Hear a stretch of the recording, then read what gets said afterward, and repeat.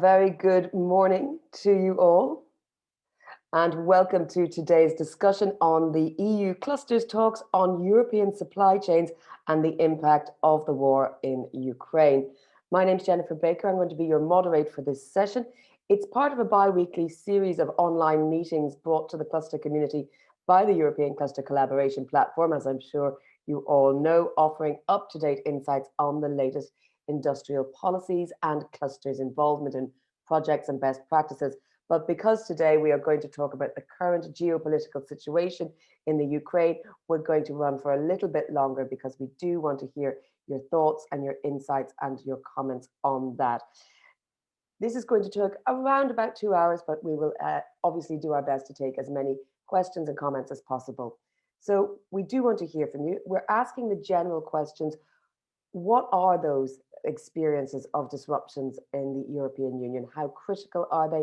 And where do we foresee these in the medium to long term? So there's a lot to cover there. It's building on the clusters talk on this topic that took place on the 16th of March. And a summary of that is available on the European Cluster Collaboration Platform, so you can check that out. Some housekeeping rules to start.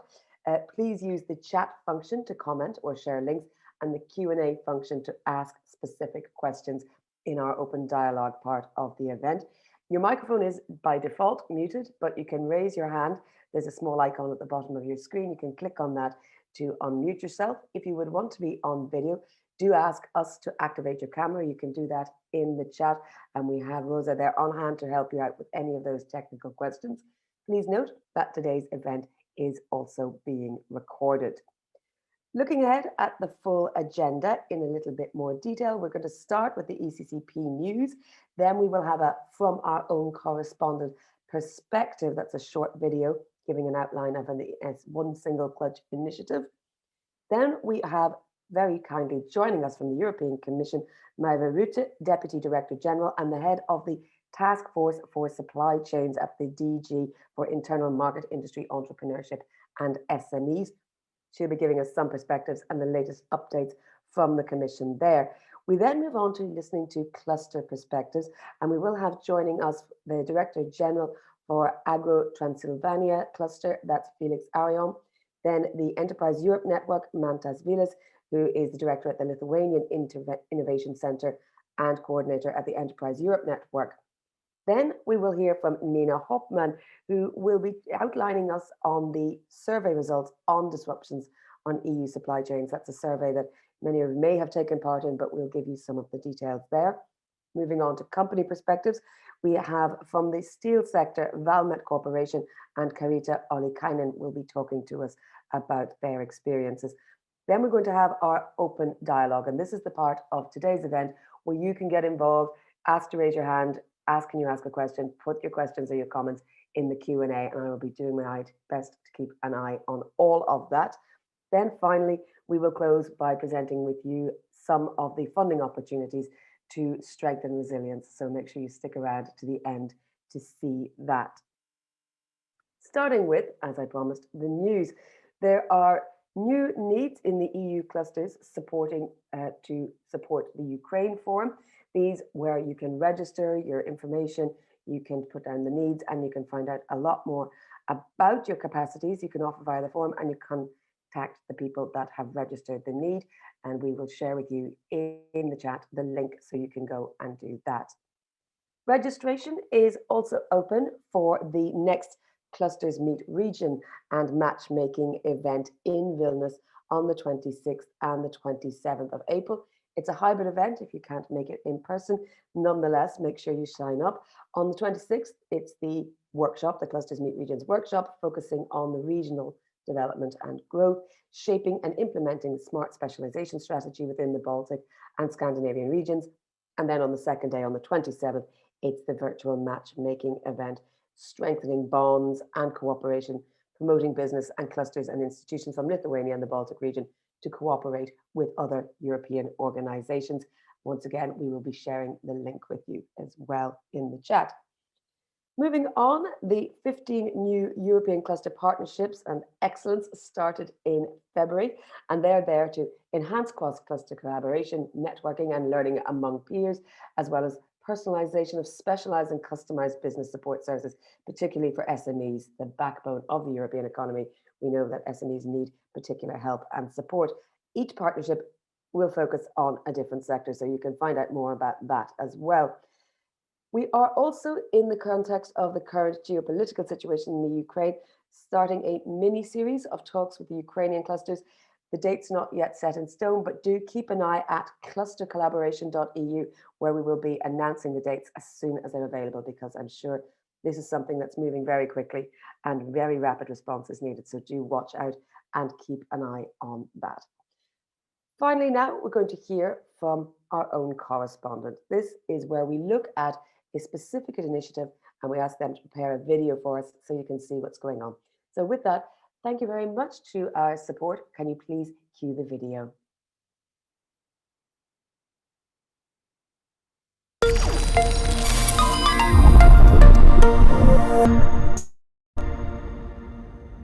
Hello, my name is Valentin Peter. I am the CEO of the 𝗯𝗶-𝘂𝘀𝗁 from Cluj-Napoca. We are the members of the cluster, of the Cluj-Napoca Agro-Industrial Cluster. And starting the war from Ukraine, we're trying to help a lot of people from Ukraine. I would like to tell you that starting with 27th of March, at the level of Cluj, was made a task force together with the mayor of Cluj-Napoca, the Cluj County Council President, the Cluj County Prefect, and together with National Emergency Inspectorate, and above 40 entities together to make the action plan in order to help the people in this problem. Now we are over 60 entities, organizations and companies which are trying to help that people. After my discussion with Mr. Felix Arion, he asked me to send you this message because I just came back from a trip in 𝗪𝗏𝘂𝗀𝗁, where we help 5 hospitals. We give them some emergency medical supplies like plasma substitute, insulin, infusion solutions, catheters, dialysis equipments, syringes, antibiotics, and more others. For 5 hospitals, as I tell you, for Kharkov, for 𝗪𝗏𝘂𝘀𝗁, 𝗧𝗵𝗂𝘀, Ternopil, and another one is missing now. I'm very tired, believe me, because I was 28 hours on the road, and from these 28 hours, over 16, 18 hours just driving van.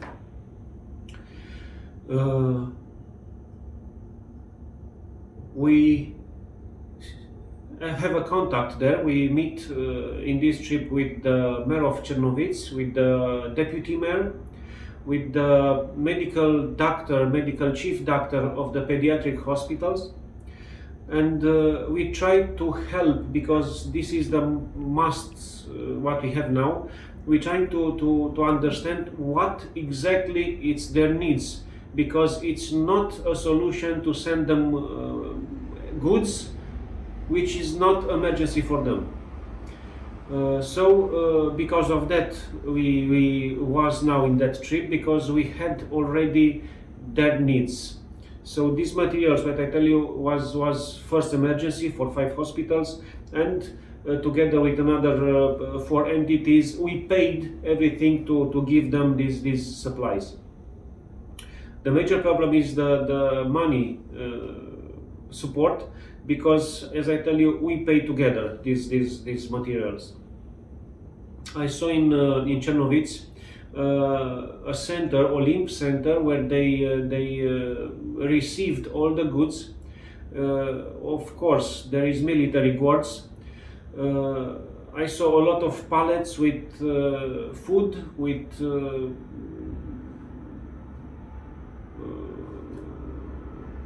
the chairs for the person in difficulty, or everything on the pallets. Everything on the pallets. They probably don't represent the first emergency for them. So we will try to do the best what we can do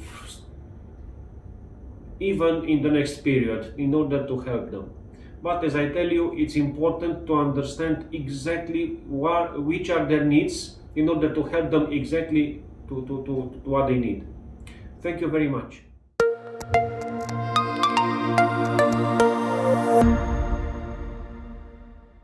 Agro Transylvania cluster, it's a cluster which is, of course, focused on agri-food sector.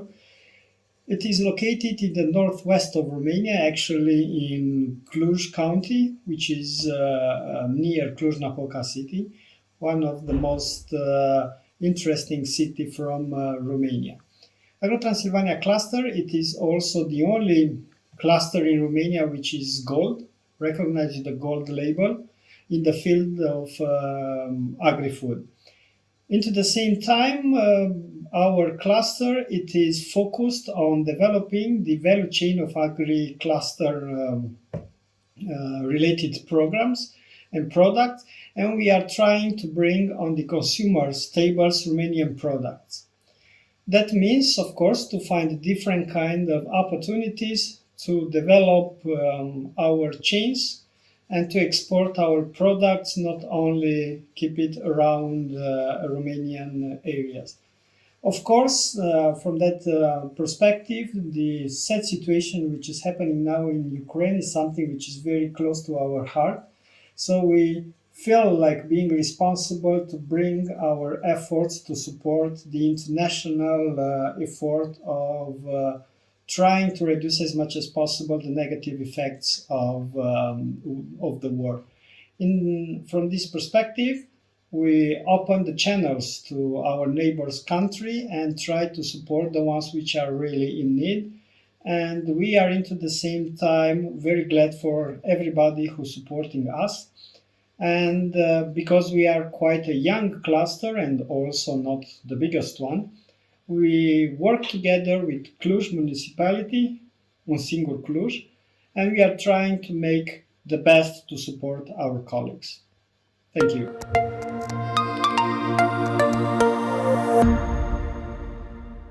Well, thank you very much for those perspectives, and we will indeed be hearing from Felix again in just a few minutes.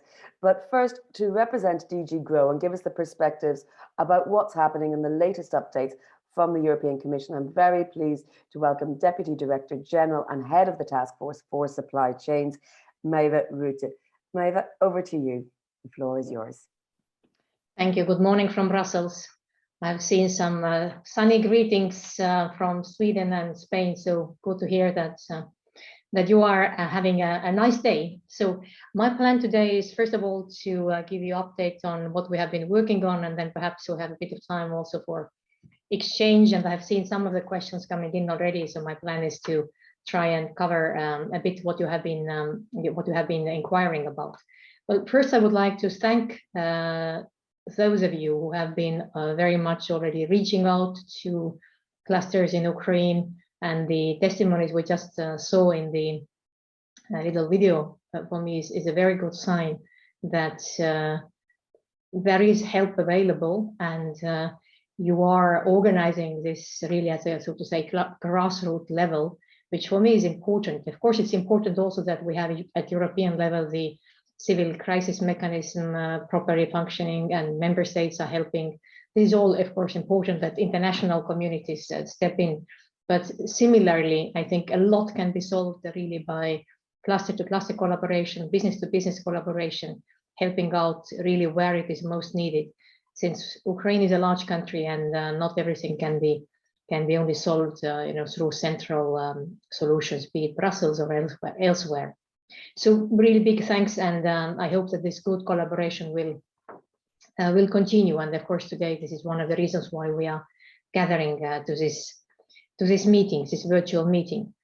Maybe a small point also to mention before I forget that of course, you have seen the news funding made available for collaboration and for Ukraine from different sources. And maybe one of these funding points, which is maybe less noticed, is 2 billion euros, I understand, from EBRD, which is, of course, first of all, directed to help with liquidity issues in Ukraine, but it also can serve well, once the war is over, can serve for rebuilding the country and can help also neighborhood countries to fund operations. But let me now get to what we have been working on. You have seen that besides of my usual work as Deputy Director General in the Single Market and Industry Directorate General, I am also now chairing our task force directly linked to the situation in Ukraine and trying to see what we can do when we talk about helping Ukraine, but also, of course, making sure that our sanctions really function. And of course, then seeing what impacts the war brings to our European businesses and whether we need to take some measures in this regard. So first, on what we have been working on, of course, we all see that, or maybe I'll start otherwise. I'll maybe say first that where we see the impacts arriving, and your inputs have been very much actually directing also our attention to these points. So of course, the war itself is having an impact. You read about the concerns about food security. Of course, the war, of course, has more impacts since the areas where the battles are the most difficult is exactly where Ukraine has its industrial strength and also mines and so on. So we see some impacts coming because of this, the battles going on, and the broader concern there is, of course, for the food security. But there, of course, if we look at again what is at stake. Currently, Ukraine has some grain reserves which they wanted to actually sell to the global markets. They can't get it out of the country because the ports are blocked by Russians. So one area of work is to see if we can, from European side, help with some further permits for truck drivers to help some of this grain to get to the markets. And then, as we know, there are questions about the food security in Middle East and in North Africa.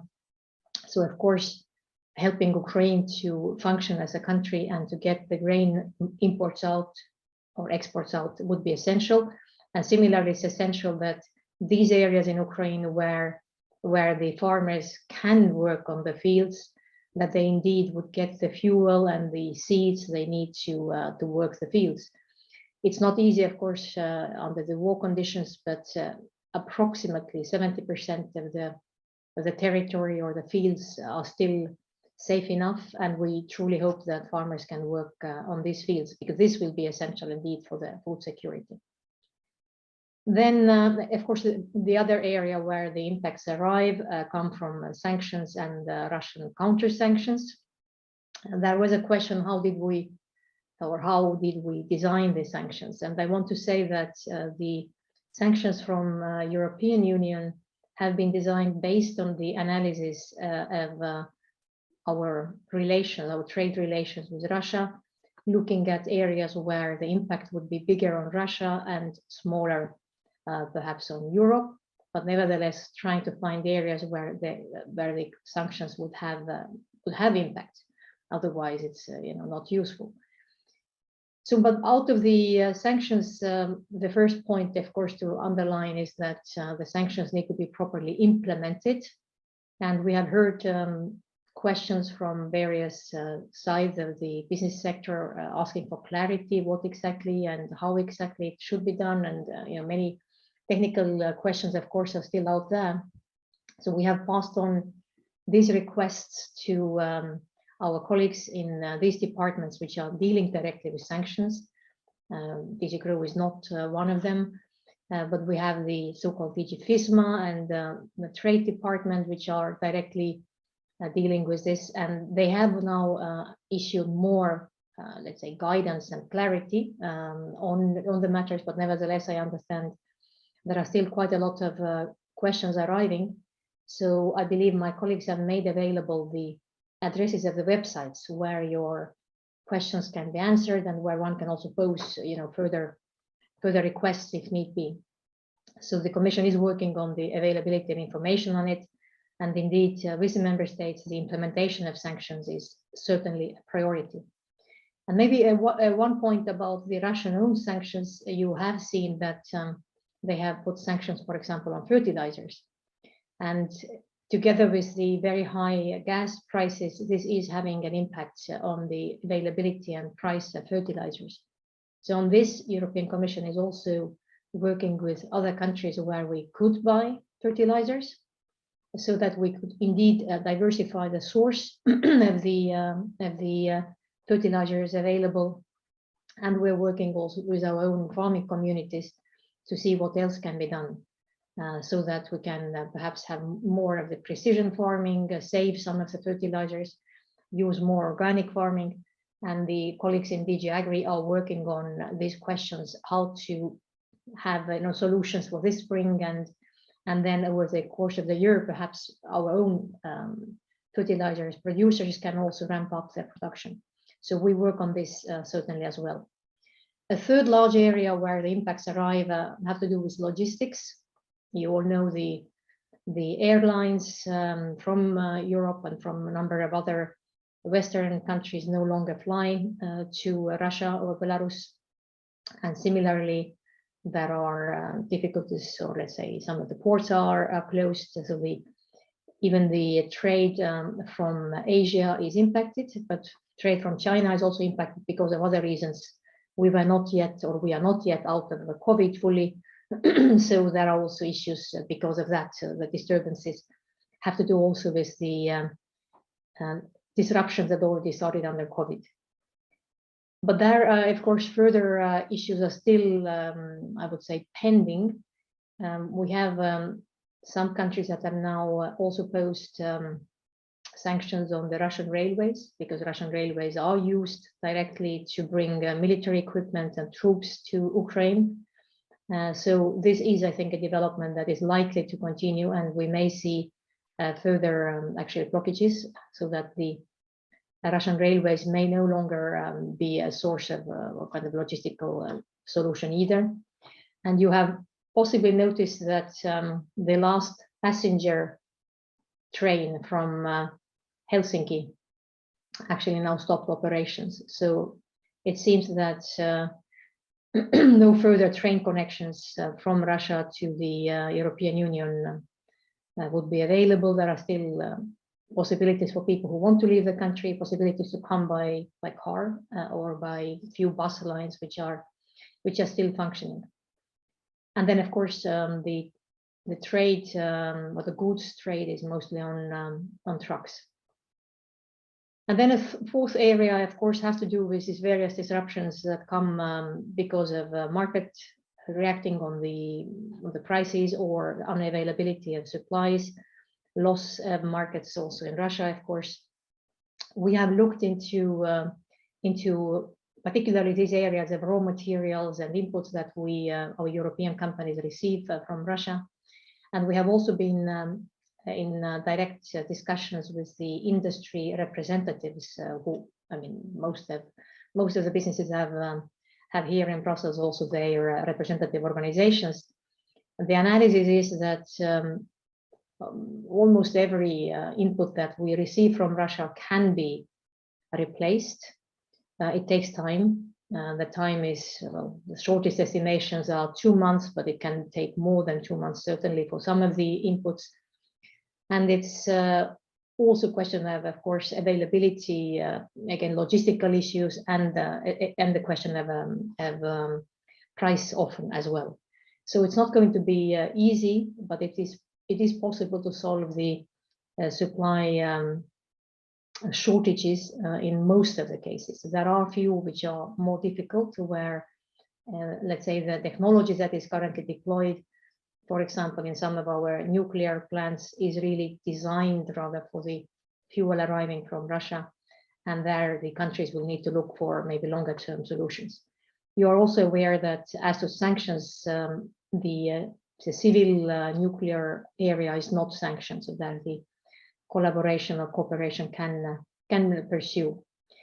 Now, in parallel, of course, looking at these issues of raw materials, but particularly the situation with fossil fuels that we buy from Russia, we of course have to find different alternatives. And you would have seen that in the meantime, now Europe has published a policy paper which we call Repower EU. And this is very much targeted towards really cutting the very strong dependence that we have on Russian gas and oil. And this is something where we now also in DG Grow, we are very much working on. So what exactly would it be? We are looking into finding alternatives to the Russian gas. So LNG is of course an obvious solution, LNG from elsewhere, not from Russia. We also look at hydrogen availability, which could be helpful, or which is helpful for our heavy industries. There have been deals concluded with places as far as even Australia. So on this front, member states are working very hard, and also of course industries themselves and the Commission as well. So to find really ways of reducing the gas and oil we buy from Russia. But in parallel, we also want to push ahead with the green transition. So, and this is an area where again, we in DG Grow are working on new initiatives, and where I would particularly like to invite our clusters representatives and our Enterprise Europe network representatives to really work with us. So let me mention what are the areas where we want to work with you. We have called for fast acceleration of solar energy deployment. So there a lot needs to be done really in a local in each local area to facilitate the deployment of it. So it can be rooftops, it can be also, for my sake, parking lots, it can be the public buildings. There is a lot of space available, and we hope that you can make this as easy as possible for smaller businesses and maybe even private individuals, and certainly working with the local municipalities and cities. This is something that we can do in a rather quick pace, and we would very much hope that this would be an area where you can also step up actions. We furthermore want to at least double the production of biogas and biomethane in Europe. And the biogas and biomethane, not from the food crops, but from the basically manure in large agricultural farms and waste treatment centers, wastewater, waste treatment. So there is a lot of potential in Europe. And previously, the biogas and biomethane had been, let's say, not so much developed. We have installations in many countries, but less than we could. We have untapped potential there because the production price, production cost previously has been higher than the Russian gas price on the market. But now the price of gas, natural gas, has gone so high that biogas is actually it's feasible economically. And this could be also then purified into methane and used even for public transportation, buses in cities and so on. So biogas is something where we would also call upon you to maybe also work together with the agricultural clusters and sectors, since many of these installations can be paid from the rural development and CAP, so agriculture policy funding. So wind energy, another one where the difficulty is often about permitting. So we are working on permitting, kind of simplification together with member states. Then hydrogen, we are again working with industries through the IPCEIs and industrial alliances to accelerate hydrogen development. And then heat pumps is something that I would also very much bring to the to-do list of the clusters here. We have very interesting examples from the various Scandinavian, or I would say Nordic countries, cities such as Helsinki, Stockholm, which are using the large-scale heat pumps, using the sea water temperature to heat part of the city. So this type of solutions should be something that we disseminate widely and try and replicate wherever possible. But also heat pumps for public buildings or homes. So everything we can do to really accelerate the transition to green technologies, we should be looking into it to again reduce our dependency on Russian fossil fuels. So this for us is really a priority, and I hope we can work together with you on all these deployments and also ramping up production of these technologies in Europe. We want to push for more manufacturing of these technologies like solar panels, hydrogen electrolyzers, wind turbines in Europe. This would be the things which bring jobs in our regions. So, and heat pumps. So let's look for investments in these areas as well, not only into deployment of the technologies, but also into actually manufacturing these technologies in Europe. Now, another area where we are working has to do with the supply shortages in the area of raw materials. We first of all need to establish much better overview of what is happening on the markets, not only because of the Russian military aggression in Ukraine, but also overall we need to understand what happens with the commodity prices, nickel currently, palladium, many other of these commodities going really, the price is going up. And then see also whether European level solutions would be needed. So on this we are working again towards diversification of supply sources, looking for countries such as Canada, possibly Australia, and maybe some others with whom one can work, countries that can be trusted also from the point of view of their democratic systems, so that we are not replacing one problematic country with another problematic country. And then on the single market itself, there is plenty of work going on again to help all this transition happening and to help reduce again our dependencies. I already mentioned we work on permitting issues with member states through the single market task force. We have created dedicated focus areas in our standardization systems so that we could speed up standardization for hydrogen and solar PVs. Again, with the aim in mind that we want more of it to be produced in Europe. What is also perhaps interesting for you is the state aid framework that has been now just a few days ago updated. And the idea there is that we already had a state aid temporary framework for the COVID times where many smaller businesses were facing difficulties.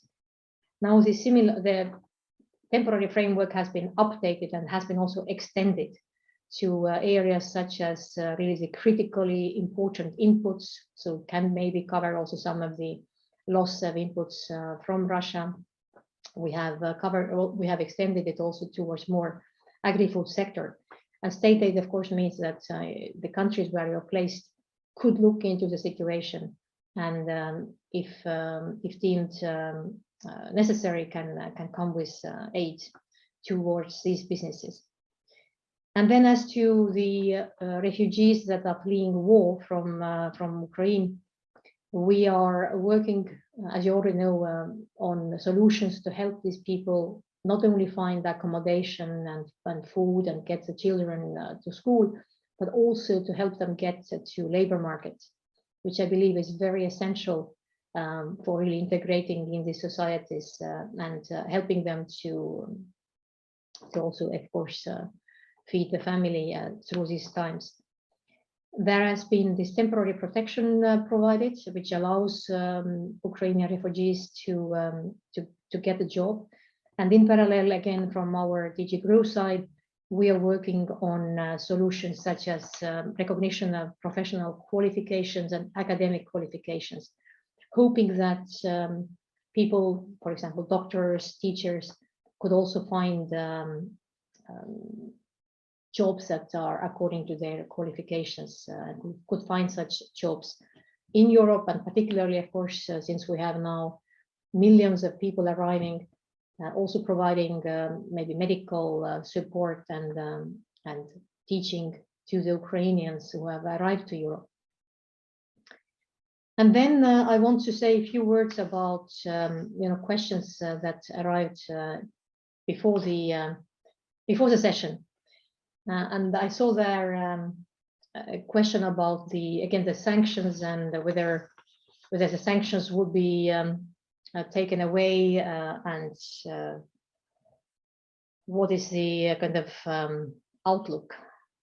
And I must say, first of all, that the question was asked in a way which I want to comment a bit about. So the question was asked whether the sanctions would be taken away if the hostilities end.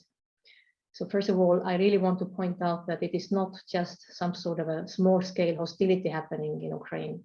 We have a full-scale military aggression by Russia to a neighboring democratic country. So it is very clear understatement if we call this just a hostility. We have a war going on, and we should not shy away calling it what it is. It's an aggression against a neighboring country.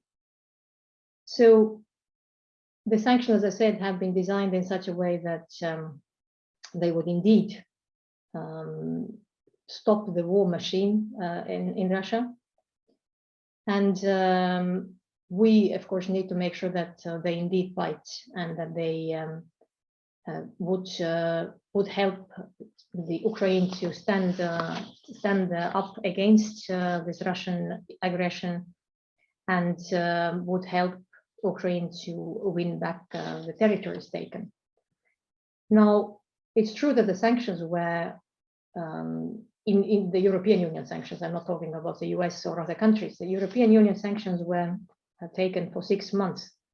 So what is the likelihood that the 6 months would indeed be the duration of these sanctions? Well, this is a very difficult question to actually respond to. And maybe I here share my personal views because I don't have a Commission official views on it, but I share with you my views on it.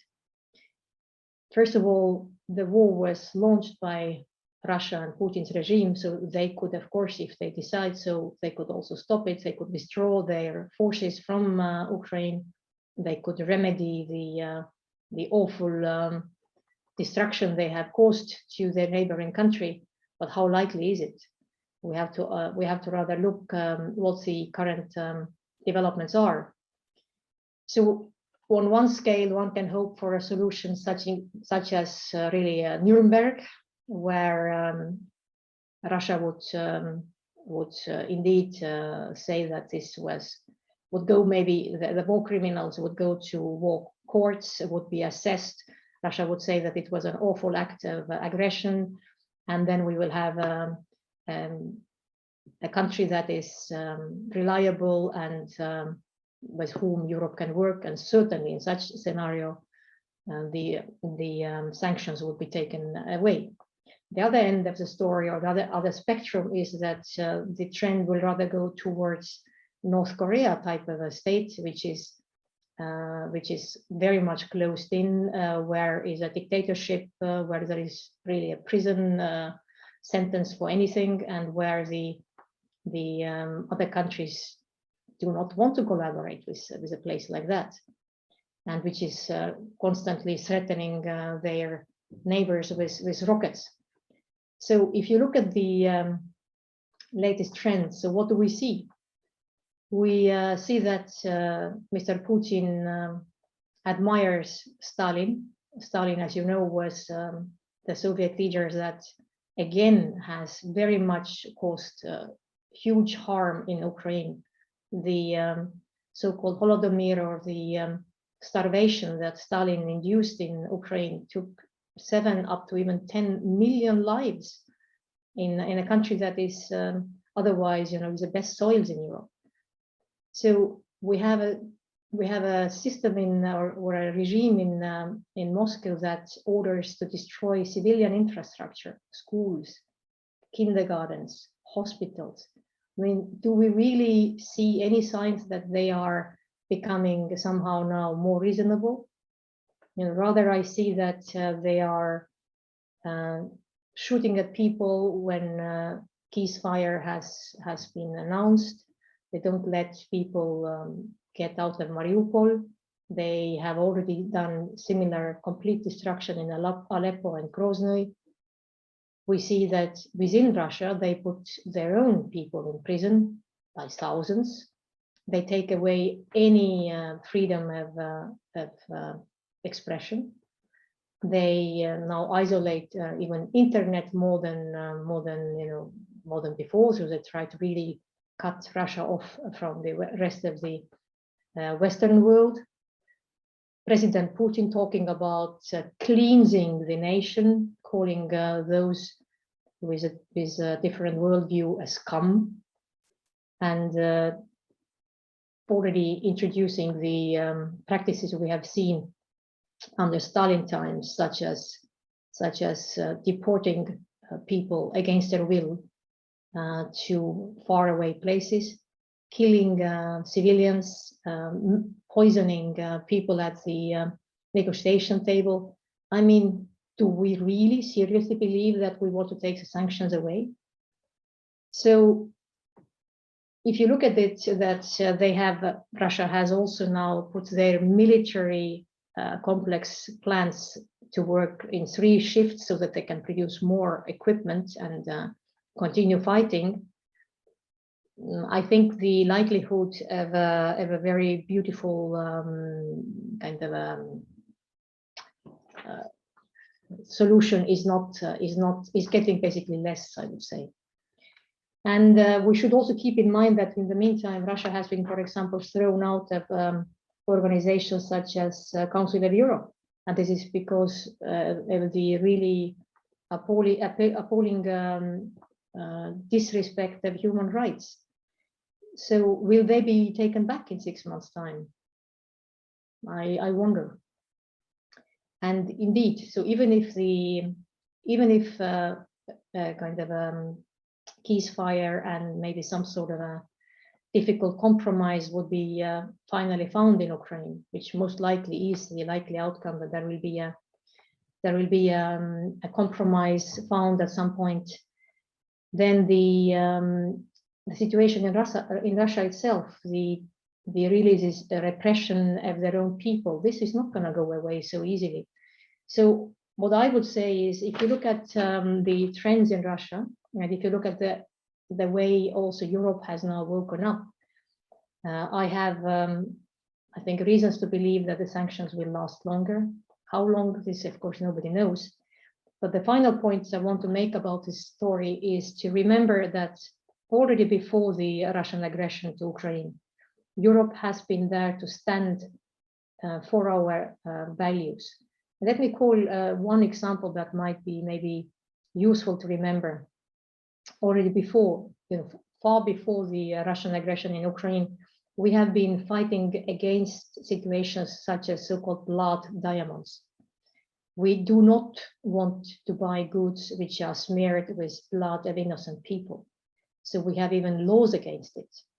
And already before the aggression in Ukraine, we started to look into situations such as supply chain due diligence to make sure that we don't want to buy, for example, goods from the Uyghur region in China. So if you now think it through, Russia with a very repressive regime that they currently have, and the new labor camps and prisons full of people, what is the likelihood that we want to have, again, very friendly free trade with them? I think Putin's regime will have to change quite substantially in order for these sanctions to be taken away.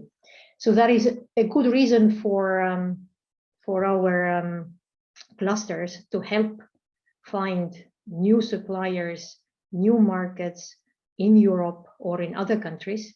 And this is why I hope that the work that we have ahead is going to help really businesses to find partners and to rebuild the supply chains, both for your markets and for your inputs. And with this, I would stop here, and maybe there is still time for 1 or 2 questions. Thank you. Well, thank you very much, Mehmet, for that wide-ranging update, as well as, I think, very strongly reminding us about the humanitarian reasons behind why we're having these discussions and why the EU is responding as it is. I know we have an open dialogue with a lot of people wanting to talk, so we'll go on to our next speaker. And we heard very briefly in the video from 𝗶𝗂𝘂𝘀𝗁 from the Agro Transylvania cluster, but you're going to give us a little bit more of an expanded version of what you're doing, Felix, now. So for the next sort of 7 to 10 minutes. So over to you. We look forward to hearing your thoughts.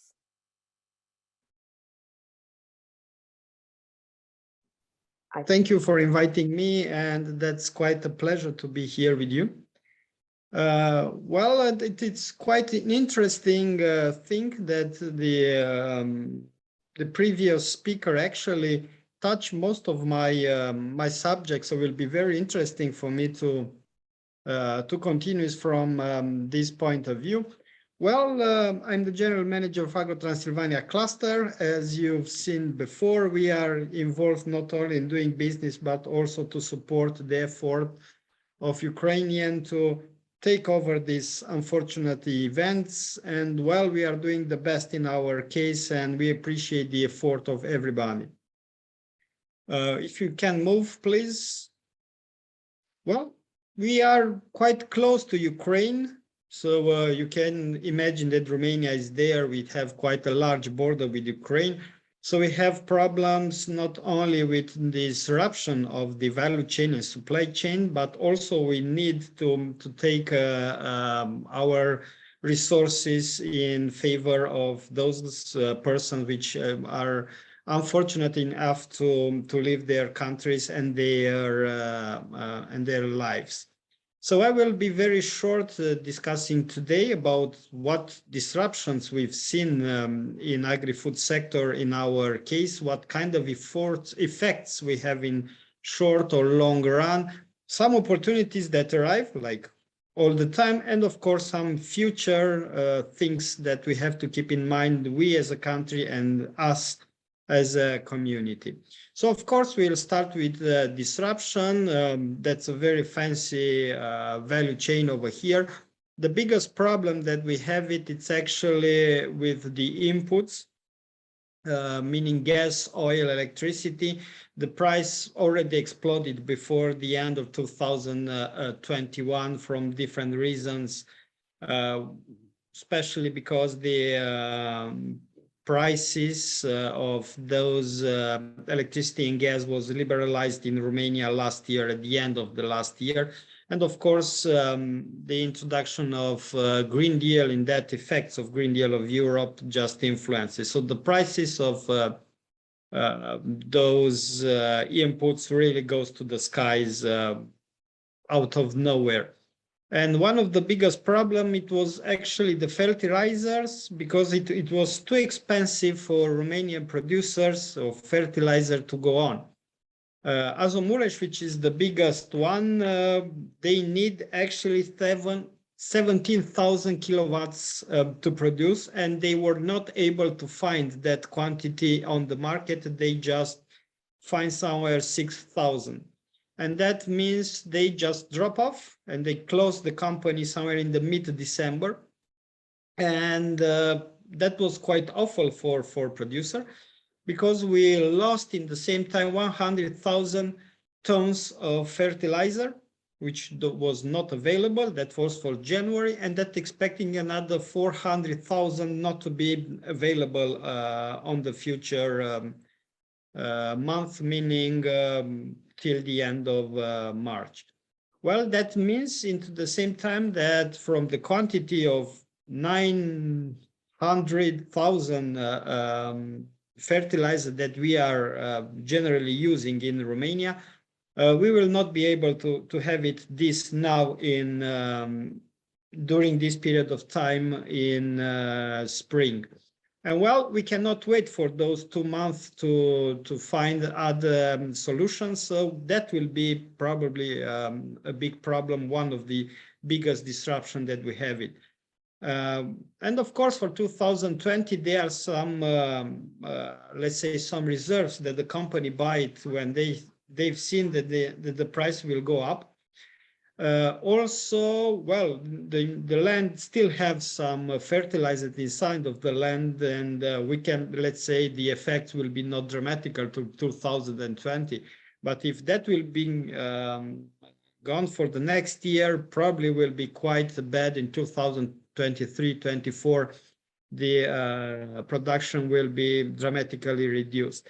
And the other big problem, it was the consumer, the other end of the value chain, because the consumer is very vulnerable, and not only to the prices, but also on the news, and mostly of them fake news. So we are moving on now to what kind of effects on short time it was. So the cost, for instance, for inputs goes to increase in some cases almost 4 times during comparing with the last year. So the next agriculture year will be, well, far more expensive. And we have into the same time, because of that, actually a very unstable supply chain, because the inputs that comes and imports actually that comes from other countries, which are more, let's say, are producing more efficient, like Germany or the Poland, affecting dramatically the potential of agriculture. And the price was extremely volatile, and that goes not only for agriculture, but also actually for the food also. And that goes to a very big panic actually to consumer. And you have there 2 pictures, just a fake news overnight that the price of oil or the gas will go to the sky, will be double, and people goes and buys 100 and 1,000 of liters of gas.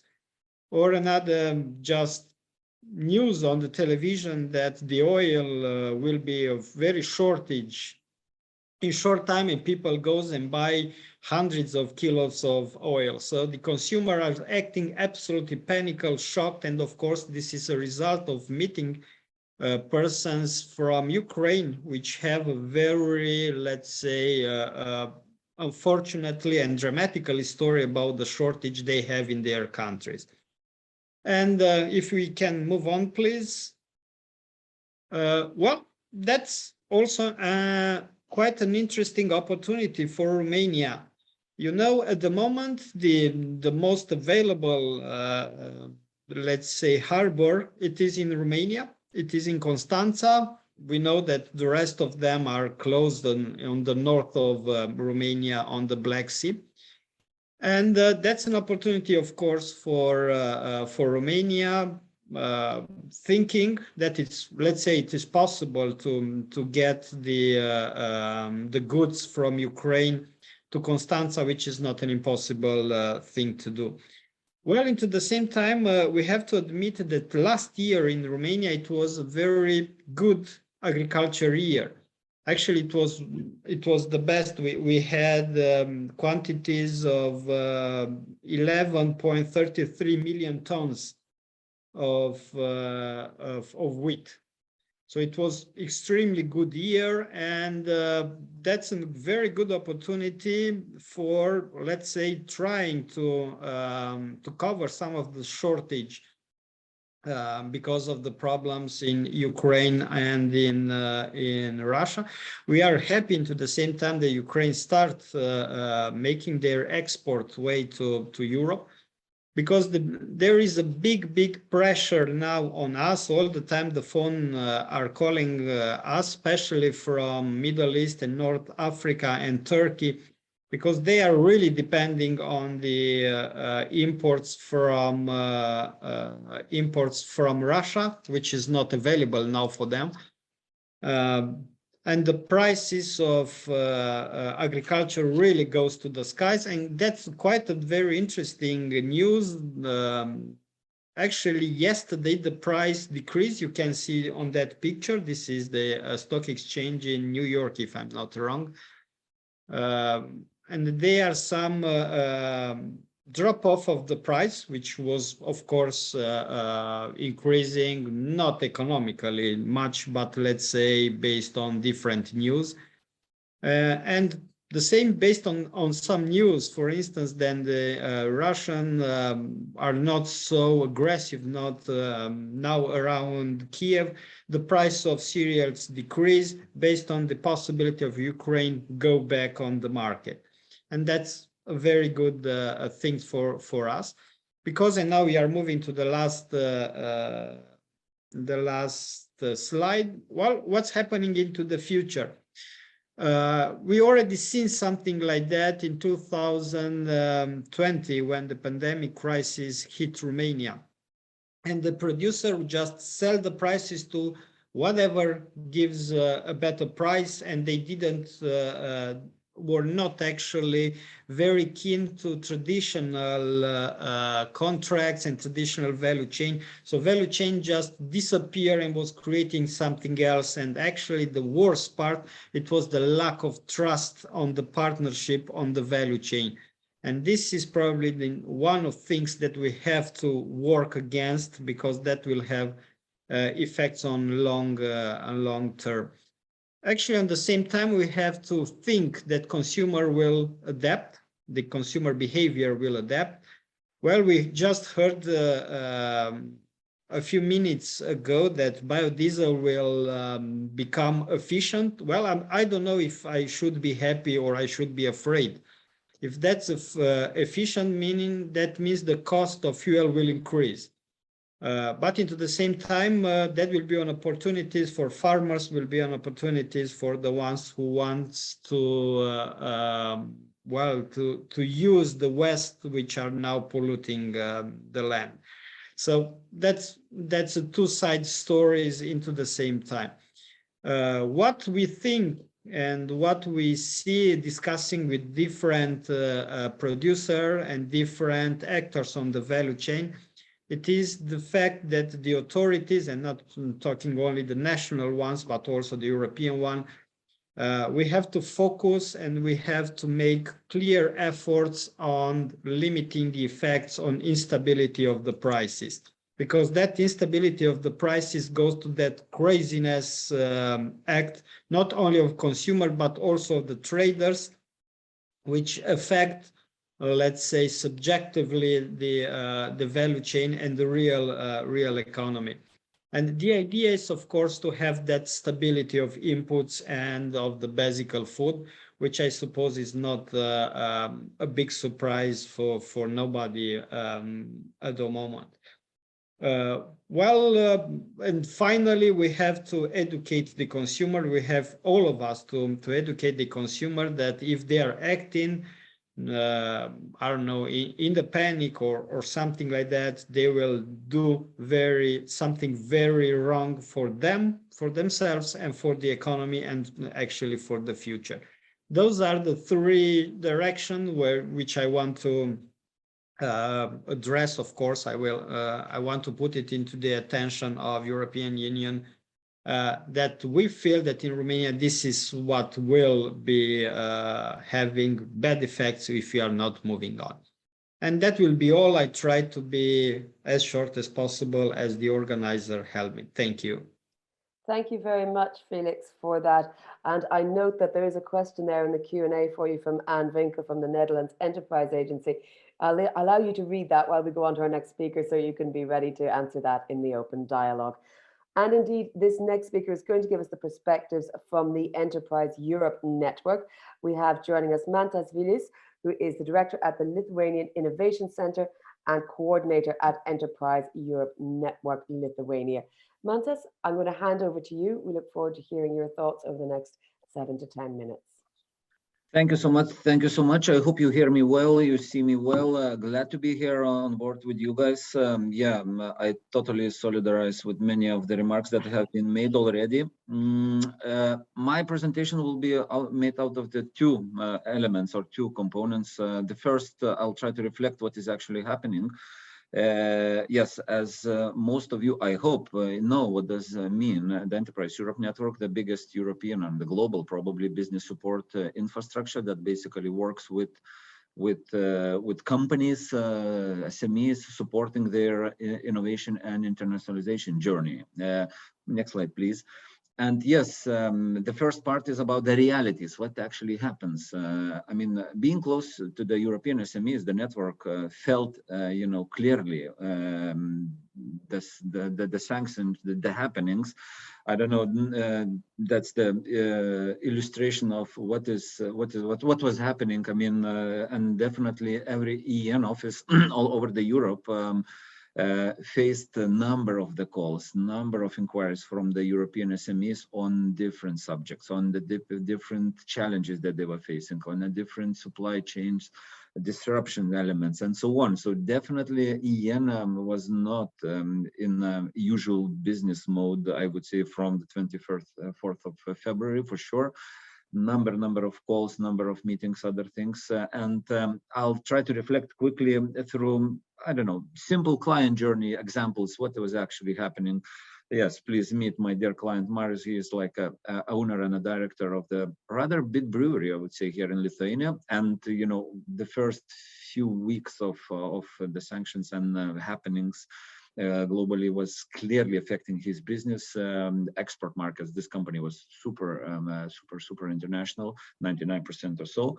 So export markets, some of them, not only the, I don't know, Russia, Belarus, Ukraine, of course, and but also related markets were like totally lost in some cases. Also, not only this, but also the ingredients used for the production, raw materials and other things, you know, were clearly missing. The contracts were like there, but still some challenges appeared really quickly. So we were working on a specific supply chain resilience plan with this company from day one, and we have some alternatives built for this client for sure, but definitely a good illustration of how the businesses were affected. Next slide, please. Another robotics engineering company that kind of is in the business of high added value, international and so on, but still even this business was affected. Some critical components that you know, were lost somewhere in the logistics or delayed or hold on somewhere in the customs and so on, or some suppliers went down and so on. Definitely said to me that Mantas, we are facing this tremendous effect. I mean, from like first weeks of happenings, some other things also appeared that the goods that were shipped already to the consumers appeared to be lost somewhere on the way.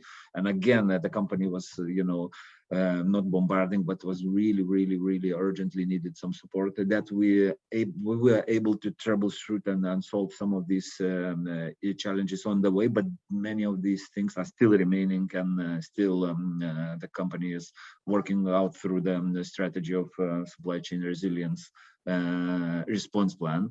Next slide, please. Last but not least, you know, for instance, in Lithuania, this is the illustrative photo of like 3-4 years old, how Lithuania was proud to open the first direct cargo train line to China. It's like a direct flight, direct train, and so on. Everyone was so happy that now the business will flourish and everything is, you know, going faster. Better logistics means a better business, and so on. To surprise, even before the 24th of February, this traditional logistic route went off the grid.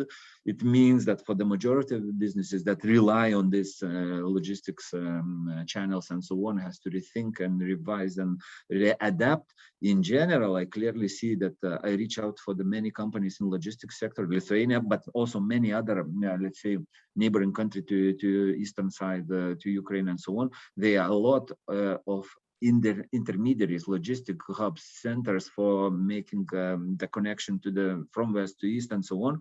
And when I have my indicative check with my clients, I see that this sector in Lithuania and a bit beyond is down by 60%. I mean, that sector itself, it's not the single companies or so on, but many companies are or temporarily, you know, putting the pause button for their business actions, or they're going out of the business at all.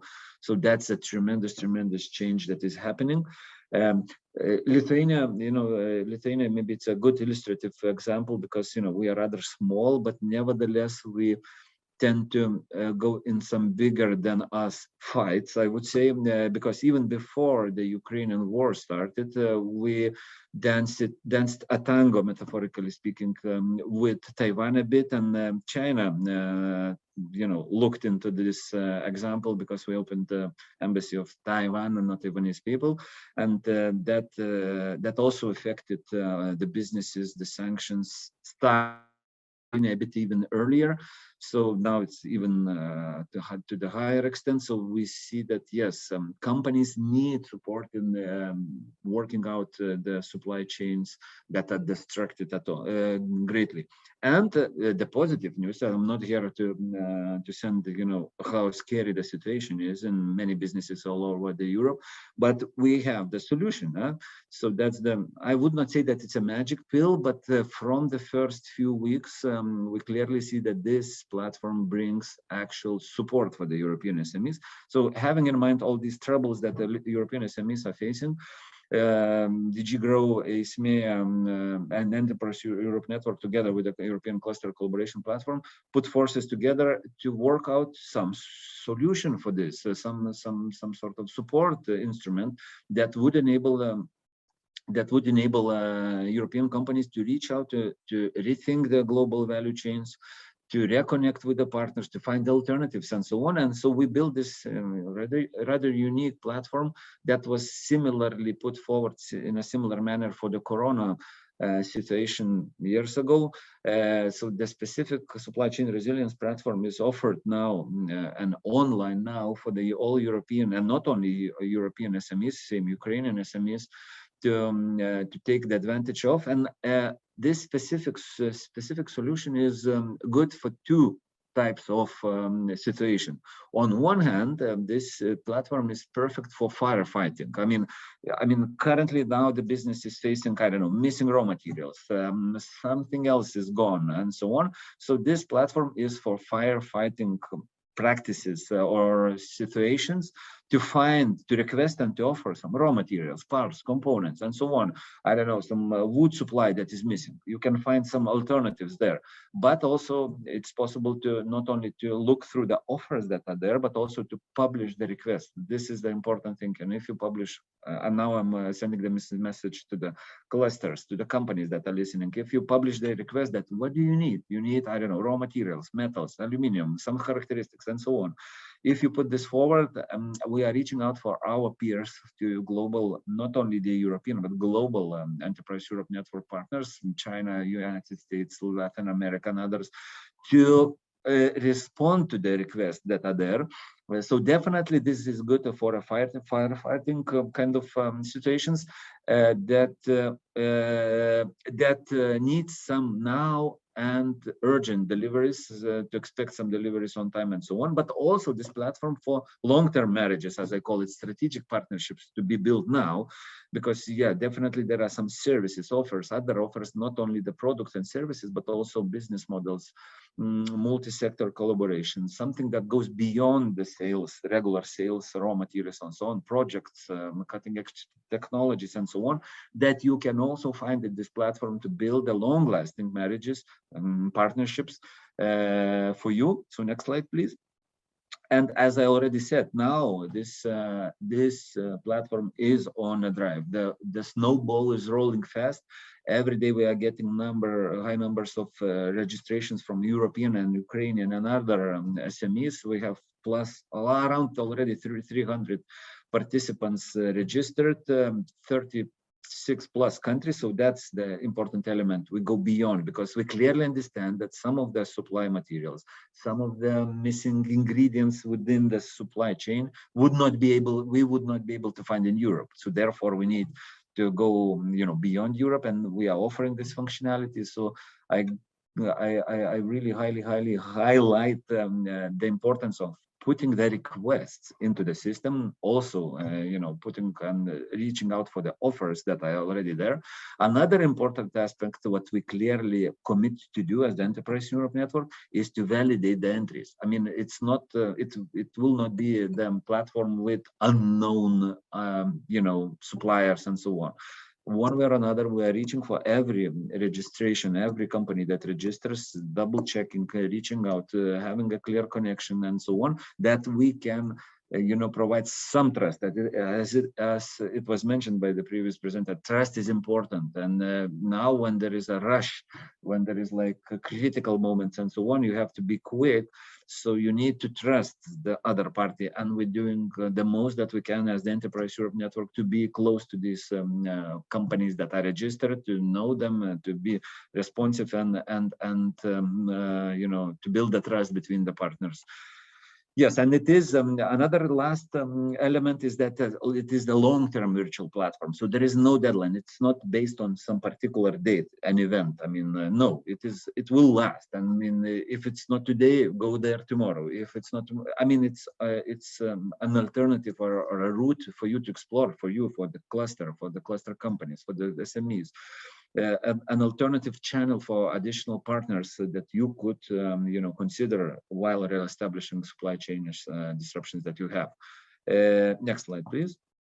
Probably with this note I end. The link is there. I will share the link, and if you just Google supply chain resilience platform, you will be instantly linked to this.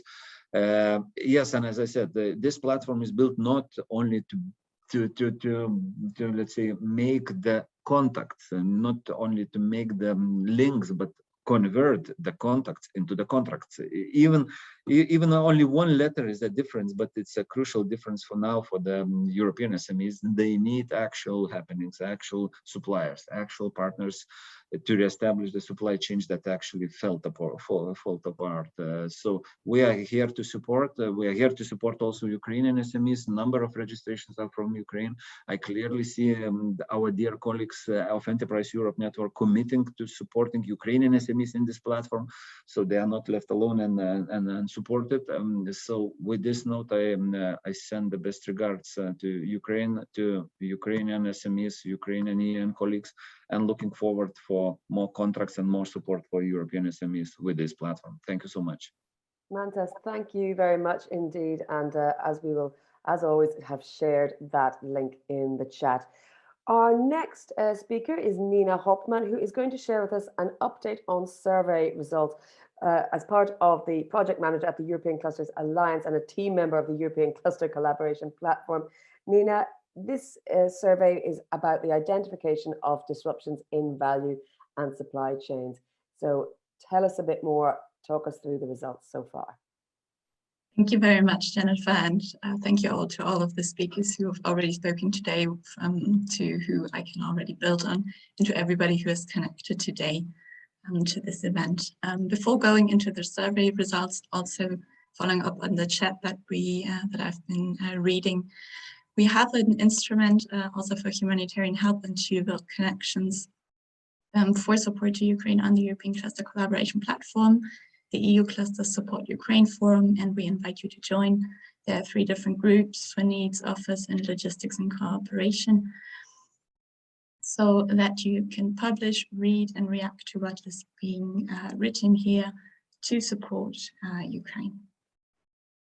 And now to give you a quick overview of the results after the second cutoff date, that was yesterday afternoon, for the survey identification of disrupted supply and value chains, which is run by the European Cluster Collaboration Platform together with the Enterprise Europe Network on behalf of the European Commission.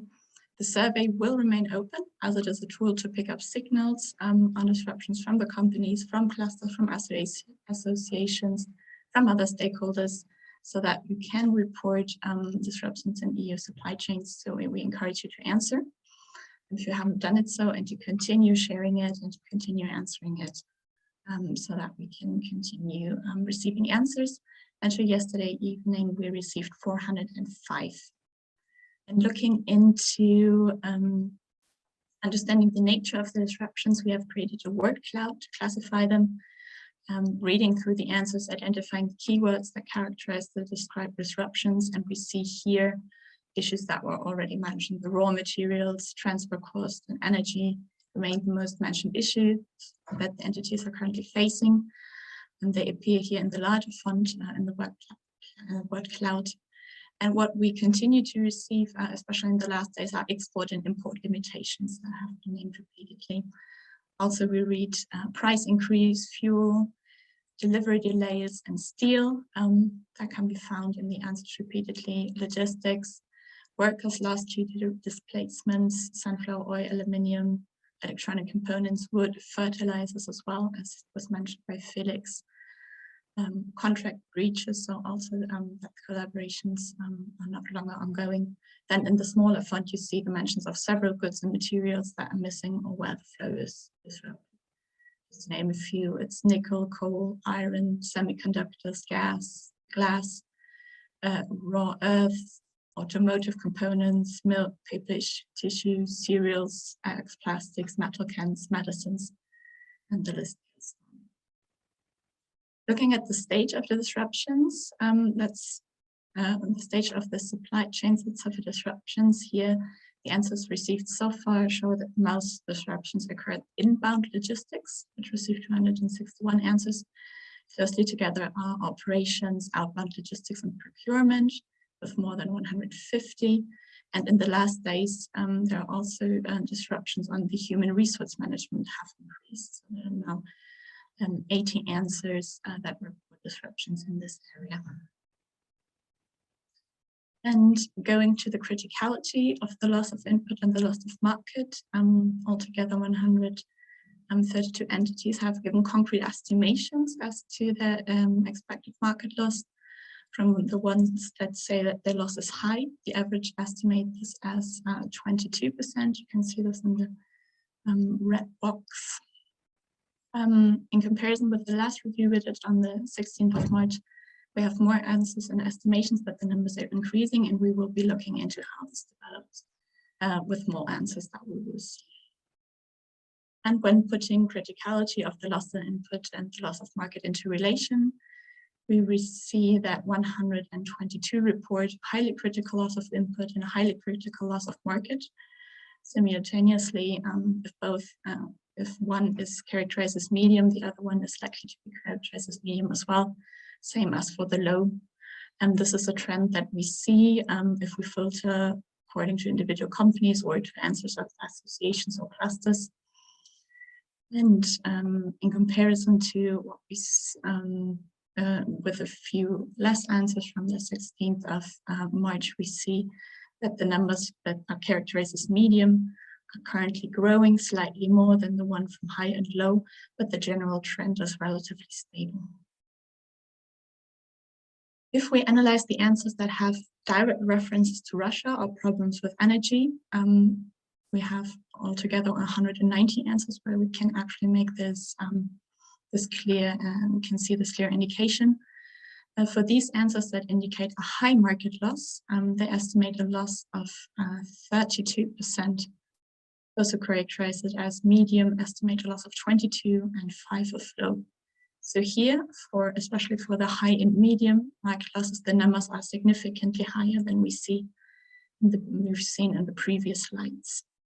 And they remain similar to the first results after the first cutoff on the 16th of March, with the one for the medium market is higher with 22 than the one we had 16 before 2 weeks ago. So we will also continue monitoring how this is evolving. Looking at the relation of the loss of input and loss of market, we see 73 answers report a highly critical loss of input and a highly critical loss of market, 33 as medium and 19 as low both.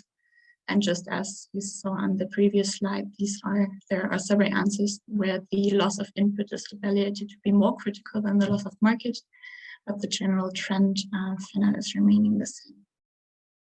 And to finalize, this diagram shows the answers for the type of entities that we have received so far. So most answers currently come from large company, 89, closely followed by medium-sized enterprises, 85, and by small enterprises, 76. with micro enterprise at 57, and the rest is divided by members of the EEN, the Enterprise Europe Network of Cluster Organizations, and other business organizations, associations, research organizations, and so on. Like I said at the beginning, the survey remains open. We will have periodic cutoffs to evaluate the data, so please continue sharing, continue answering, share with your colleagues and your networks.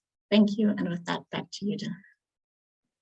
Thank you very much, Nina. It's really enlightening to see that and to see the evolution of this survey as times change. So thank you for that. I know you're keeping a close eye on it. We're going to move now to company perspectives and our last planned speaker for this morning before we get into the discussion on the open dialogue part of today's event.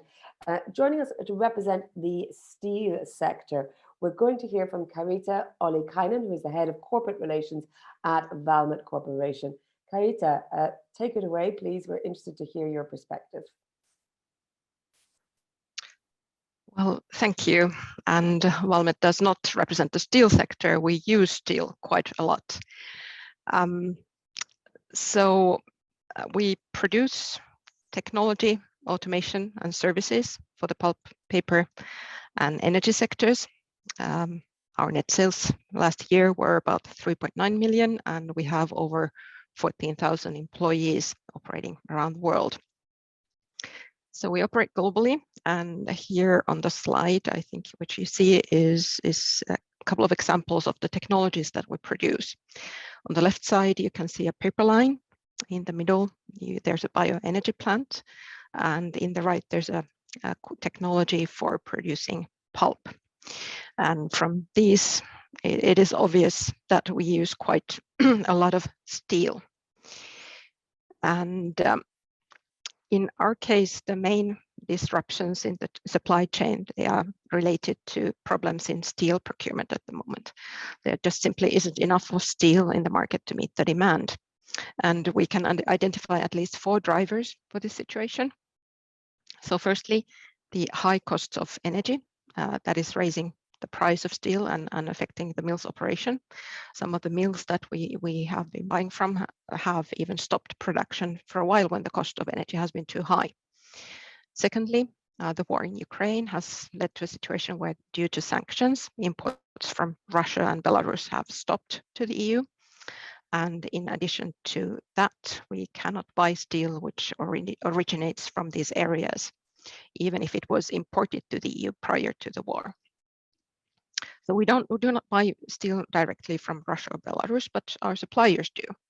And especially when it comes to recycled or scrap steel, these countries have been important sources for our suppliers. The war has also affected the stainless steel production in the European Union through volatile and high prices in the nickel market. But not all problems are related to the war. We already experienced problems in the steel market prior to Russia's attack on Ukraine. So the third driver we can identify is the EU safeguard measures on certain steel products and the EU's lagging own production. The system of quotas set up in the safeguard measures have been quite effectively limiting imports to the EU already for a while. A couple of weeks ago, the European Union decided to allocate Russia's and Belarus's quotas to other regions, and this was a step in the right direction. However, when it comes to Ukraine's quota, there are no steel imports from Ukraine now, and what to do with this quota is an unresolved question. The fourth driver is COVID-19. And the imports from, for example, China or India, they include a lot of uncertainties due to local restrictions because of the virus. And we have also experienced very serious delays in logistics due to the virus.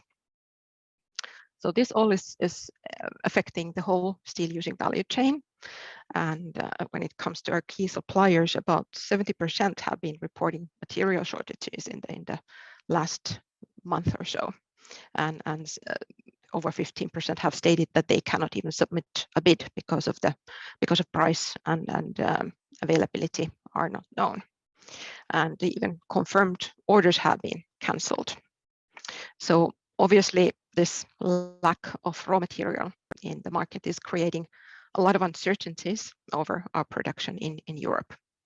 And in order to get a more precise view of the market, we have ordered, for example, market analysis of the steel market in the European Union. And they have revealed that, for example, what comes into so-called quarter plates that we use quite a lot, there's about an 11% of the production in the EU that is currently missing from the market. When it comes to mitigating these risks, I mean, we operate globally, we produce globally, so we always calculate well in which production site we manufacture the orders that are coming in. So if availability of steel creates a large risk, we factor this in when deciding where the production will take place. But when it comes to the response from the European Union, we have a couple of thoughts. So we understand the needs for sanctions against Russia and Belarus, but the European Union should do all within its power to ensure that EU industry can continue operation. And these sanctions are likely to be in place for a long time, as we see it. And therefore, the EU strategy to mitigate the sanctions effects on the European Union's market should include a mid and long-term perspective. And in more detail, the EU safeguard measures that I mentioned already on certain steel products, they should be withdrawn as soon as possible. The decision to prolong them last June was already based on old data, and the market prices were record high at the time of the decision. And these existing quotas are very effectively hindering imports, and the EU's own production is not able to meet the demand. And imports is what we urgently need in the market to fill the gap. And we also feel that the Commission should do a new impact assessment on its CBAM proposal. It's an impact assessment that would also look into the downstream users of steel. In our view, CBAM would lead to higher cost of steel in the European Union. It creates quite a large risk, and the EU manufacturers using steel such as us will not be able to take on the cost and stay at the same time competitive in the EU or global market if the cost of raw materials is lower in other regions. So this analysis is very important in order to make sure that we do not blindly take up a new measure that would have very serious negative consequences for the jobs and well-being in the European Union. And if necessary, the Commission should consider withdrawing the proposal. So with these thoughts, I thank you for your time. Thank you very much indeed, Kārita, there for outlining that particular industry stream problem that you're seeing. Now we've reached the point where we're going to have an open dialogue. We've got about half an hour left here. So if you've got particular questions, please use the Q&A function at the bottom of your screen rather than the chat discussion. And you can also raise your hand. As you can see, there's a little yellow raise hand signal at the bottom of your screen. Click that if you would like to take to the floor, either with audio or with audio and video, and we will contact you and work out how we can do that. The first attendee I see with a hand raised is Vivian Vrens. Vivian, feel free to open your mic and let us know what your comments are.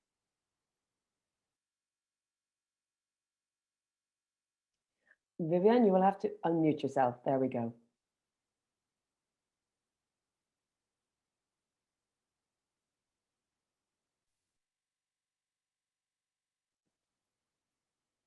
I'm not sure we can hear Vivian.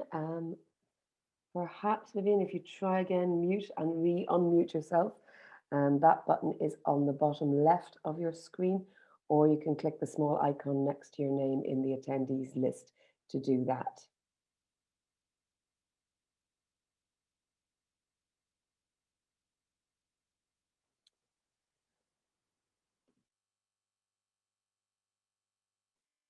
Hello, Vivian. Unfortunately, we can't hear you, so I think perhaps we had some others who wanted to speak. Did we have 𝗯𝗶-𝘂𝗀𝗀𝗇𝗏 from the International Fur Federation wanted to add a comment or ask a question? Let's see if we can move on to our next speaker. Perhaps no. Okay. We're having a little bit of a connection issue. Flaviana, I see you've got a hand raised. We'll come to you in a due course. You should be able to unmute your microphone, Flaviana. Tell us what is your comment. I managed to unmute my microphone. Great. I see that it is okay without limit. I don't know why, because it was not optional. So, okay, now it's.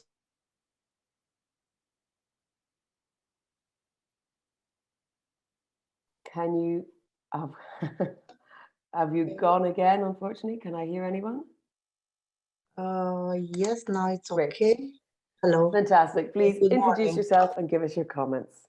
I will talk from our cluster experience, and it's much more related on what is happening with the refugees here, what we feel. First of all, besides the basic foods, it's also about a lot of support on mental health. All the clinics in Romania are booked for at least 3 or 4 weeks. It's quite a problem. We are not enough of Russian or Ukrainian speakers. So anyone at EU level offering psychological support, which is very important, it's a must-have. So this is where we feel that we are not enough, despite we have some resources, despite we have volunteering a lot on this, we don't have enough speakers on this. Regarding the medical support from the people coming from Ukraine, as you probably know, we don't have the same, it's not like the same education standard everywhere. So they actually cannot provide health services in Romania, even if they are certified doctors. It's not this easy because they need a proper space to perform their activities, and it's quite risky if something goes wrong. Also, we are very much worried, not so much about, you know what, like a normal disease. We find out they don't have the same vaccination scheme for, you know, childhood. We find out, for example, and what we know from other wars, is that there are diseases that will, you know, like blow. One is tuberculosis. Probably you don't know, but Romania is #1 in Europe for resistant tuberculosis before the war. All these people coming and all the people who stay there in very bad condition with food and lack of medicine are virtual potential candidates on tuberculosis. And not only. The war comes with certain disease we already know, like typhoid fever and tuberculosis being the most rapid spreading and so on. So on this thing, we know some producer preparing rapid tests, for example, for TB. This is will be a need in the market very soon, because usually from the moment it starts the war, in maximum 6 months, you have like an epidemiological problem on TB. So it will take time, but not so much time. We already have more than 1 month war. Also, the people who come here as refugees, what we feel, I mean, what we learn from them, working directly with them, is that nobody prepared them how to be safe in a foreign country. I'm still surprised how easy a lady can go in a car or to meet a person in the middle of the night without any insurance. I mean, it can happen anything. We are not like, you know, like a very dangerous country, but they don't know how to protect themselves at all. And this is something that I think not only for them, because this war maybe will end, maybe not very soon. I think everyone should have a little bit of knowledge how to react in this crisis condition. There is no such preparation in Romania for us as civils, how to work with refugees. And it's also no preparation for them. And for what we learned from them is that they actually in the morning wake up and the bombing starts. So there was no, you know, preparation. They didn't want to believe that this will come. So this is what is going on here. For the medical services, we have some clinics that can translate things. They can be admitted in any hospital, public. We have a lot of private hospitals that offer services along with the translation, we still have problems people knowing about this. So there we have to, despite that we have public website and so on, continuously should be reposted in Facebook groups. So regardless all the announcement, the call center, we even have a call center for them. They use Facebook. So for medical services, for medical suppliers, also this.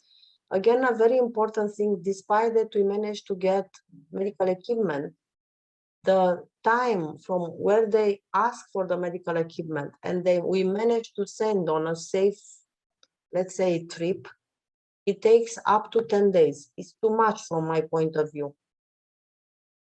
And despite, you know, that you have like Red Cross corridors, after, because we ask to see that it reaches the end point, and it takes like 10 days from the moment we deliver, because we don't send directly, we send like a common package with many suppliers, okay? And it takes up to 10 days to be there, and because they said that they couldn't go through the person they need. I'm very much worried about the thing that you said, that they have in deposits materials and they are not used. Usually on the health side, we go only by the list they published as needs. So what's going on there? I think I really need to know what's going on, because this kind of information will make people to stop helping. Why they are not open? Why they are not used? I mean, it should be a reason. What is in these packages? Is there an answer for this? I'm not sure if there's anyone ready to jump in and answer right now, but I suggest, Flavia, that you put your email address in the I chat. can answer to that, because Felix, that's okay. come from us. Yeah, actually, this is the first things that people just sent to Ukraine. Everybody was thinking what they need. And they are wheelchairs, for instance. They are diapers and other things that are too many at the moment, so they cannot be distributed, because everybody was thinking about the same thing, everybody sending the same thing. But now the needs are not this one. They are sending us very clear list, and they say we need those quantities in that period of time. So we are focusing on exactly what they need, and we do not spend our efforts to send something just to stay in the storage. Thank you. Okay. Flaviana, do share your email so that other attendees, if this is what I'm doing right now. You. I'm writing my email. Great. Let me try again. Vivian, have you managed to get your laptop or computer working there? Let's see, Vivian, if you can reach us. No, I think we're still suffering from some technical gremlins. We will hopefully, maybe we'll see if we can get you before the end, but if not, I'm going to come back to you, Felix, because we had a couple of questions for you in the Q&A. Now, one I saw there, I mentioned from Anne, would imports not increase in price as well, or would they rise relatively less compared to the price of Romanian products? I see you've answered that in the Q&A, but feel free to expand, because I also want you to answer the question here from Anastasia asking, what are the actions the EU is planning to implement to support organic farming in the view of increasing fertilizer prices? Something I think you can probably be best placed to address. Yes, well, I will come back. Of course, I was answering just to be in time with this discussion.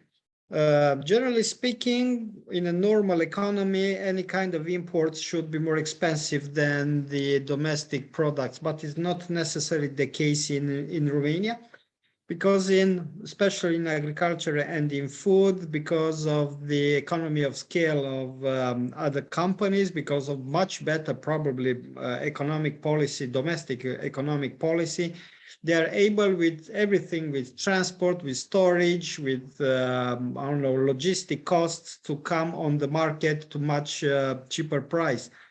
When there are this kind of events like we are living at the moment, for instance, I can give you an example what was happening in 2014 when the same Russian invasion in Ukraine, if you remember. Well, the market for Ukraine was actually blocked, so people could not export to Ukraine, and the rest of the products which were already prepared for Russia were spread all over the Europe. And in case of apples, for instance, they become extremely cheap in Romania, so people decided effectively not to pick it from the trees because it was more expensive to pick it up and to transport it, that they were already on the market coming from other economies. And that's, of course, if you are just looking at the consumer side, that's very good. Well, I can have a cheaper food. But if you are looking deeper, actually, this is just a short period of time effect, because in the long effect, the producer will not be able to be on the market, and finally the buying power of the persons in Romania, or well, in any other countries in similar position, will decrease. So actually that's a long and medium term a bad effect. So that was my position on that story. Thank you, Felix. Let me remind everyone that once again, please raise your hand if you would like to take the floor with a comment or a question. Nina, I see you have put in the chat, but perhaps you could remind everyone where they can go online to find the information they're seeking. Exactly. Just going quickly back to the question of needs and what clusters can do and what companies can do, and which needs do we have. There is a forum, EU Cluster Support Ukraine, on the European Cluster Collaboration Platform, where there are a lot of very concrete needs published, usually with a person to contact. So here we would encourage everybody to establish this contact, to comment in the forum about capacities, and to establish the contact so that actually this help can get to the very concrete needs.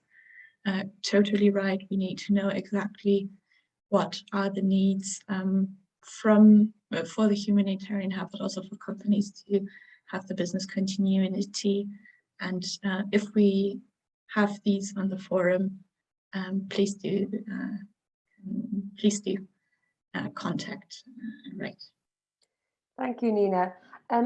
Olga, I see, Olga, you are there, and perhaps you would like to, if we allow, open the mic.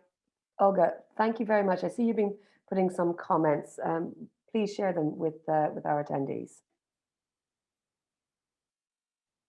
You have to unmute yourself. It's the button at the bottom left, or the little icon next to your name in the list. Yeah, thank you so much. Yeah, it's a big honor, so it was not expected from my side, but thank you so much. Yeah, I'm one of the coordinator of Ukrainian cluster platform, Ukrainian Cluster Alliance, and definitely what we would like to say to all respected community, that we definitely need your support in renovation of our businesses, of our clusters, of our supply chains, because we are, you know, that we are 40 million and 3 million of us are already gone to Europe, mostly women and children, but other millions should work, and you know, it's a mutual interest of all Europe. I'm pretty sure about it, and that's why we definitely need your support, not only in humanitarian support, which is extremely needed right now, of course, but also to build plans and to build future plans, what to do and how to renovate our supply chains, how to build in our companies and in your supply chains, in European supply chains. And of course, we definitely need your help and your support in it. We are in our Cluster Alliance. We we also provide a lot of services and support to our companies, to our clusters, which are united right now. And really, Ukrainian Cluster Alliance was born last week, and it's a really big movement right now. And we do a lot of I don't know, webinars, digest, and information support to our companies. But again, we need also your support for our companies to, you know, to place orders to our companies, and because they are working. And right now, you know, there are not so many fighting points, and central and western part of Ukraine are working companies, and they need to work. And for this reason, we need you. We need your support. So again, we are open for collaboration. We are open for our companies are working. Again, I want to stress on it. Export and import are working right now. So there are business chains. And I'm also a cluster manager of automotive cluster. So our automotive clusters are also working and supply components to German OEMs, to German market. So, but other companies also should work. So we need your support on it, and it would be more crucial and more important. And as one of the options, I'm sure you had a lot of suppliers in Russia and Belarus. So just replace orders to our companies. They are also qualified. They also have a lot of capacities. And right now they really have capacities, a lot of human resources which stay in Ukraine, because competent human resources are still in Ukraine and they want to work. So this is exactly what I would like to say. And thank you that you gave me the floor. Thank you. Thank you, Olga. And you mentioned something I think what was interesting as well. You mentioned foresight. And one of the things we've been wanting to talk about is the disruptions in the short, but also the longer term, and how we can look ahead. Mantis, I don't know if you wanted to jump in and add anything, perhaps to the discussion, or if any of other attendees want to raise their hands. I don't see any. I see a Suzanne Jorgensen. Perhaps we can allow Suzanne to have speaking rights. Suzanne, if you unmute yourself, we're happy to hear your points. Can you hear me? We can. Okay, thank you. Well, I didn't want to jump in because I made a presentation last time, and I'm working at the Food and Bio Cluster in Denmark, and I'm also working very much for Enterprise Europe Network as we are partner. Like I said last week, and I think it's also been said, the disruption in the supply chain is very much to do with the energy, food and transportation, building materials. And what we see now is, of course, the prices are increasingly getting higher and higher, and people are worrying. As been said, one of the Danish supermarket chains have increased all products by 5% this week. So it's going to be more expensive to live and more expensive to produce. And what are people doing? What are the companies doing? Through the Enterprise Europe Network, we're trying to find alternative, to find new suppliers through the supply chain resilience platform that mentioned by and presented by Mantas. And we've been working very closely with our companies in this respect. I also think the green transition will be one of the answers, or maybe not answer, but solutions to this crisis that we are undergoing, finding new ways. I posted, I just know one company for fertilizer that have invented a new product. I've been working for like 5 years and have 15 years of experience with fertilizers to reduce the use of fertilizer, and I will be looking into this contact after this meeting, of course. And energy, more power, more wind power, more even exploitation of, we have some oil fields in the North Sea. We were going to close it, but maybe they're looking into using that. I know in Germany, they're looking into, can we use nuclear? Can we use coal? What are we to do concerning not to be dependent on the Russian gas. So I think we're all looking for solutions at the moment. I think my dear fellow guest here and also the panels have been discussing it, and we're doing our best, but sometimes you can't just transfer a whole energy system from one day to another. So it will take time, but we have to be independent and of the Russian oil, and we have to pull together. And I think it shows in the EU that the countries have pulled together and really trying hard and quickly to look for solutions for the crisis we are facing right now. Thank you. Thanks, Suzanne. And Elvina, you've also zoomed in and focused in on this question of energy. Yes, exactly. Thank you for giving me the opportunity to talk. I am representing transport and logistics sector, since I'm working for a logistic cluster based in Hauts-de-France.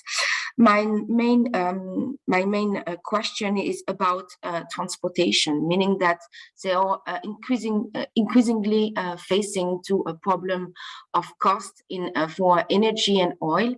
And we know how much margin for carriers is really short for the whole sector. So now they are facing to this problem, as they're not able to ensure the transportation, since sometimes they do not able to shift to rail for instance 200 or 300 kilometers. For companies and carriers, it's a big problem for us, because they do not they do not know whether they will be able to continue to ship, because their margin are really shortened because of the oil cost, and it's a big problem for them in this era of war and pandemic situation.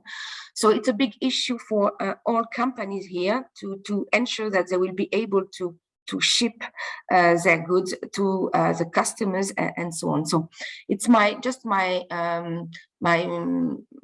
point of view regarding the transportation, which is essential for shipping goods to the consumers, and that's a big problem here, to be sure that they will be able to continue the activity here.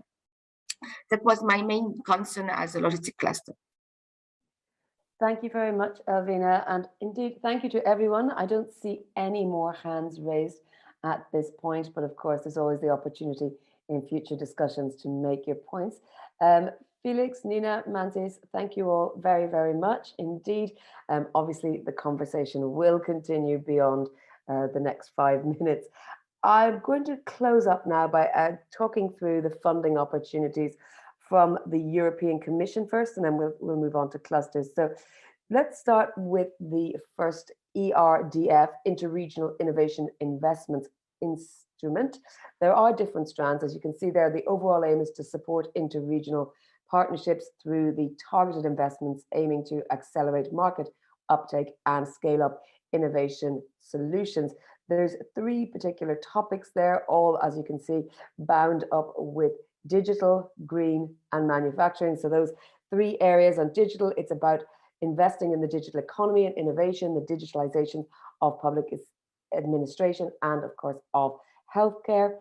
Under the green transition element, it's decarbonization, smart cities, sustainable transport solutions, climate action, management of natural resources, renewable energy, energy efficiency, what we've just been talking about, as well as circular economy, and all of these elements that we talk about when we talk about the green transition. And lastly, it is the manufacturing strand. That is about smart manufacturing and uptaking new manufacturing solutions to move the shift towards a more environmentally sustainable production. The deadline of the cutoff, the second cutoff of those, is 18th of October. So you actually still have plenty of time, but you can also click on the links there in the chat to get more information. We can move on, I think, to the next funding, is the experimentation space for the uptake and use of R&I results for EU resilience and future preparedness. And that is there. We can see that that's under Horizon. The projects are expected to contribute to a methodology and toolbox to to design and implement testing of policy relevant findings stemming from European R&I that of course contribute to future resilience and preparedness. We're looking for a knowledge base of EU research findings with the high capacity to inform policy and engage citizens and research communities, as well as looking at the lessons learned to enhance the use of R&I results to enable a fast response in the face of future crises. Again, that's as I mentioned in our open dialogue, that looking to the future and being prepared is hugely important. The deadline for that is coming up very soon. That is there on the 20th of April, and you can see the budget for 2022. So again, please click on the link there to find out more. Moving on to the funding opportunities from cluster partnerships, we have 3 of these or 4 of these to discuss. First of all, it's F2F Health Matters call for SMEs and its internationalization support to Canada. The objective there is to give European SMEs in healthy food and bio-based value chains the opportunity to expand their businesses to the Canadian market to create a new internationalization journey. So there's personalized consultancy services, travel aid, and a customized training program. Deadline for that is the 14th of April, and you can find information at f2f-project.eu. Meta building is the second call we have here for Grow/Harvest, and that's a call for financial support to SMEs for collaborative innovation projects. And the objective there is to bring innovation to the traditional value chain of the construction sector and expand that into other industrial sectors to create an enlarged built environment sector. So the projects must answer challenges aiming at the integration of knowledge, expertise, and technology from other sectors, be that ICT, nature-based solutions, additive manufacturing, recycling, or again, circular economy, as we hope that these things all work together in cohort. Deadline for that is the 25th of May, and you can find out more at metabuilding.com. Secure-it has its first open call, so that is a new project. The objective to address gaps in the European security industry through innovative solutions. Up to 21 projects will address new prototypes or demonstrators in the cybersecurity field with support from the Secure-it consortium. And the prototyping instrument, there's funding of up to 70,000 euros for a prototype project with a maximum of 60,000 per SME. And the demonstration instrument funding there is 88,000 euros per demonstration project. Again, the same maximum per SME. Deadline for that, again, quite soon, the 26th of April. And you can find more at secured.fundingbox.com. That's it for our funding. As I say, you will find all of the information on the platform. We remind you again, I'm sure we've all registered as you're here today, but encourage your colleagues and your friends and your cohorts and to also register there. Please do remember that we can come back every 2 weeks to further that discussion, but please go to the clustercollaboration.eu to find out more, and as well find out all those links that we've been sharing. Thank you very much. I wish everyone a great rest of the day. Thank you so much for being involved, and have a lovely morning and afternoon.